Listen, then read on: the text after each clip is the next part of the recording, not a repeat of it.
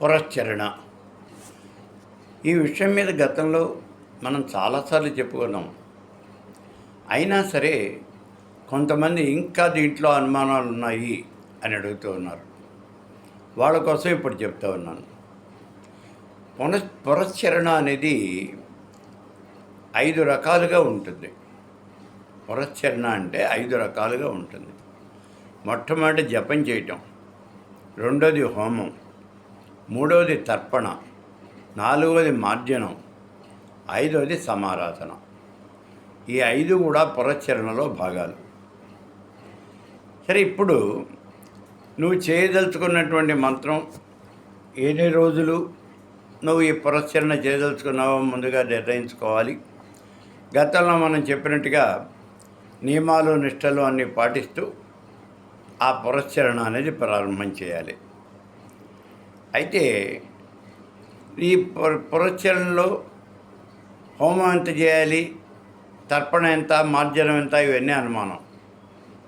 పురశ్చరణ చేసినటువంటి మంత్రంలో దశాంశం హోమం చేయాలి. హోమంలో దశాంశం తర్పణ, తర్పణలో దశాంశం మార్జనం, అందులో దశాంశం సమారాధన. ఈ 5 కార్యక్రమాలు కూడా చేయాలి.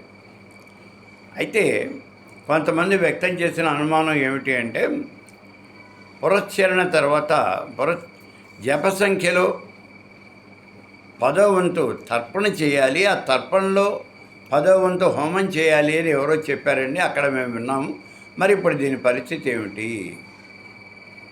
దీంట్లో ఒక తిరకాల్సింది. ఇక్కడ సామాన్యంగా జపం చేసే విషయంలో ఇప్పుడు మీరు చెప్పింది కరెక్టు. ఏవి?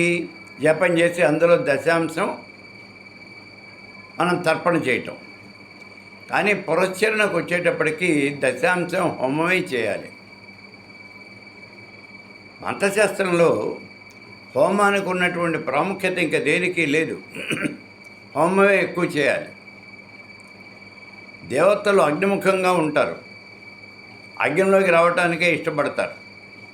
కాబట్టి ఈ పురశ్చరణ మనం పురశ్చరణ చేయాలి అంటే మంత్రజపం తర్వాత హోమమే ఎక్కువగా ఉండాలి. అందుకని ఇక్కడ పురశ్చరణ మంత్రం, జపం, హోమం, ఆ తర్వాత తర్పణ, మార్జనం, ఇదే వరుస, ఇలాగే జరగాలి.